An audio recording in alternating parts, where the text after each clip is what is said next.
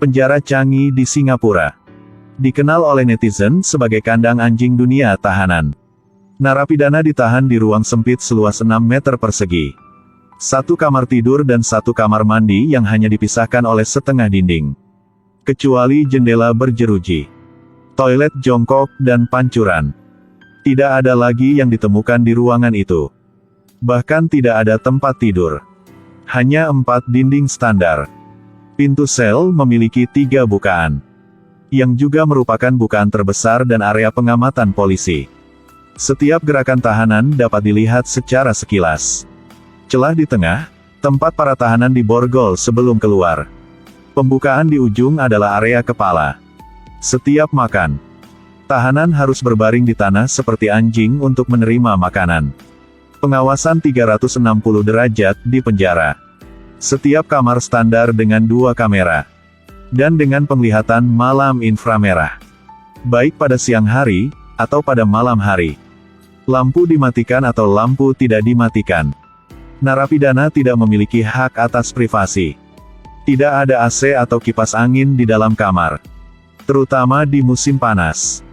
Suhu ruangan bisa naik hingga lebih dari 35 derajat. Lembab dan panas di dalamnya. Bersama dengan aroma yang berasal dari toilet jongkok. Sangat tidak nyaman.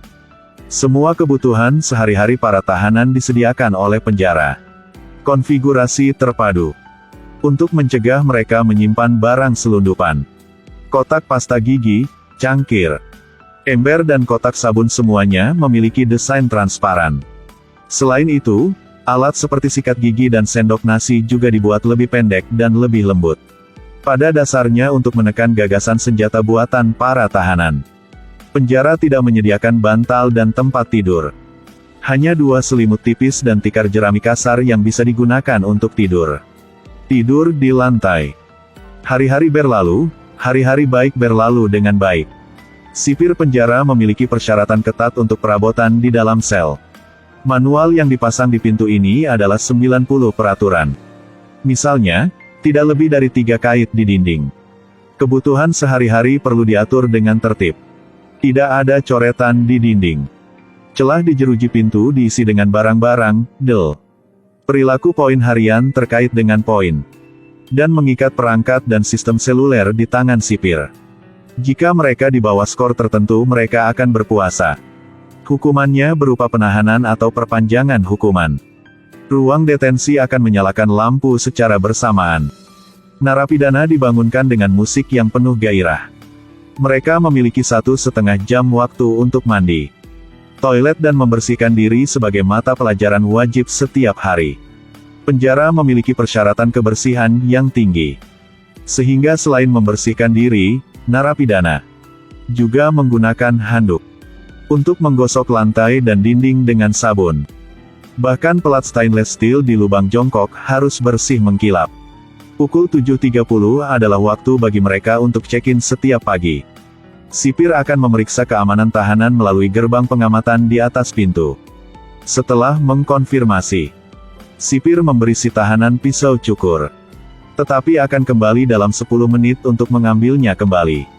Setelah pemeriksaan pagi, ketika tiba waktunya untuk sarapan para narapidana, sipir akan membuka lubang atas di bawah untuk memberikan makanan kepada mereka satu persatu. Narapidana akan berbaring di tanah dan menggelengkan kepalanya. Alhasil, sarapan mulai bisa dinikmati. Sarapan sangat kaya. 4 potong roti cukup. Secangkir kopi untuk menyegarkan semangat. Berbicara soal makanan dan minuman, para narapidana di penjara ini hampir membalikkan persepsi aku tentang penjara, yang sebagai salah satu penjara paling kejam di Singapura. Meskipun penjara ini diatur secara ketat, namun diterima dengan baik dalam makanan para narapidana. Penjara memiliki dapur sendiri untuk narapidana. Luasnya lebih dari 1.800 meter persegi. Termasuk area memasak, area pemotongan, area pengepakan ke dalam gudang. Staf di dapur semuanya adalah pencetak gol terbanyak. Mereka harus melalui pelatihan yang ketat untuk mendapatkan pekerjaan ini. Setiap kali mereka memasuki dapur, mereka harus sepenuhnya didesinfeksi dan memakai pelindung sanitasi. termasuk masker dan topi, sarung tangan dan sepatu bot sanitasi. Bahan-bahannya dipilih oleh ahli gizi profesional dan dipasok secara khusus oleh peternakan luar. Beragam hidangan, daging, telur, dan sayuran adalah standar. Ikan, udang, dan makanan laut juga sering dimasukkan dalam hidangan. Semua bahan dibersihkan.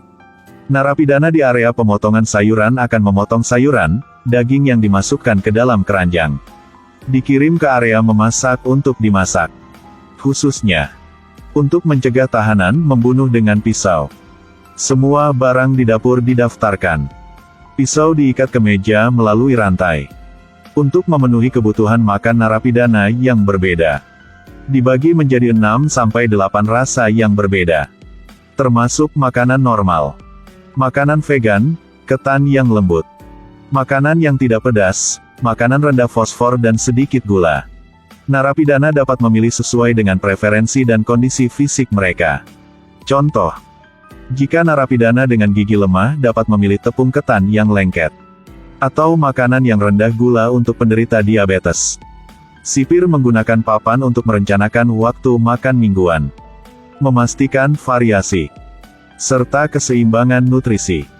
Makanan yang sudah disiapkan akan dikemas di jalur perakitan, dan ditempatkan di dalam inkubator untuk dikirim. Dikirim ke tahanan dalam 10 menit. Selain itu, sipir juga membagikan pisang setelah makan, jeruk dan buah-buahan lainnya, untuk memastikan bahwa para tahanan mendapatkan vitamin yang diperlukan. Namun, bahkan jika bosnya terlalu boros, masih banyak tahanan yang berpendapat bahwa telurnya 30% kurang matang dan bakso ikannya tidak segar, atau nasinya terlalu keras. VV. Nama tahanan ini adalah Trump. Dia mengeluh bahwa mie goreng dengan sausnya tidak cukup enak. Dia adalah seorang pemimpin geng sebelum masuk penjara. Dia sering makan steak dan foie gras.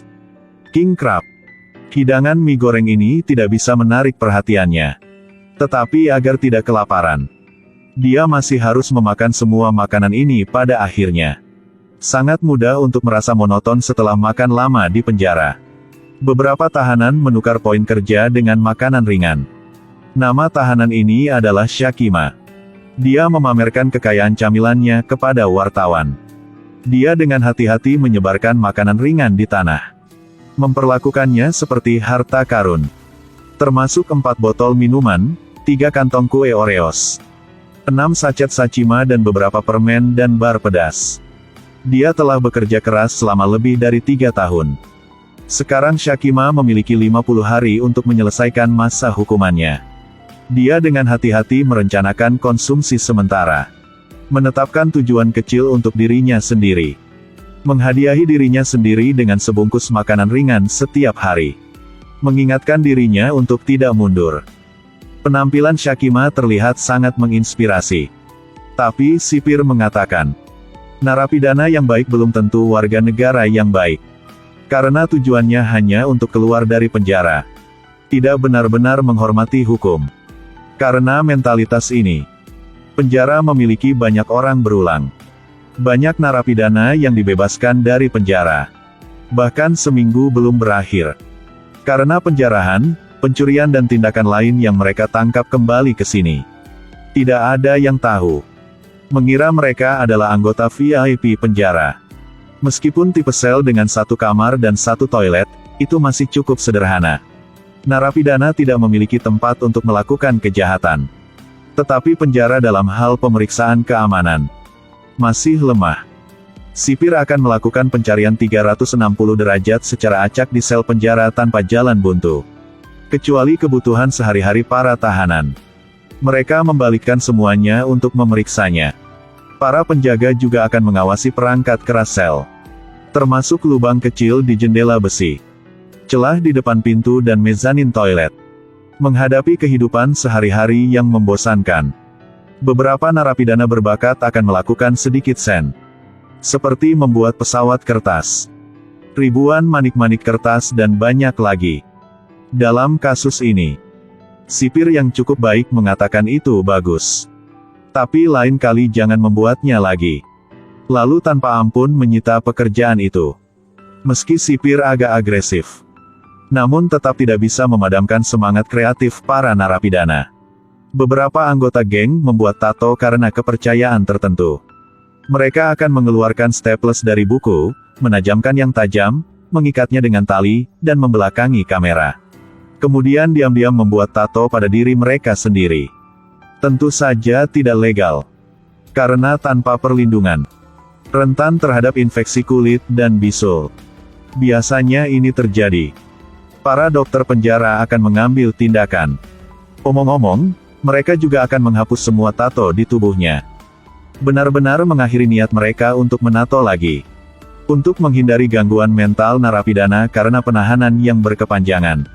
Penjara mingguan memungkinkan narapidana untuk beroperasi selama 2 jam. Mereka dapat pergi ke tempat yang ditentukan untuk menghirup udara segar. Atau berolahraga. Meski masih dibatasi secara ketat. Dibandingkan dengan ruang tertutup seluas 6 meter persegi. Itu terlalu bagus. Mengacu pada sejarah kriminalnya sendiri. Tahanan itu menyatakan penyesalan yang besar. Bagaimanapun, dunia luar itu indah. Tetapi dia hanya bisa tinggal di sangkar burung setiap hari. Sepanjang hari dengan kesepian. Jadi teman-teman aku di depan layar, tolong hargai kehidupan yang baik saat ini. Jadilah warga negara yang baik dan patuhi hukum. Baiklah, jika kamu suka video ini, silakan suka, ikuti, dan beri komentar ya. Membawa kamu menjelajahi dunia yang lebih luas. Sampai jumpa lagi.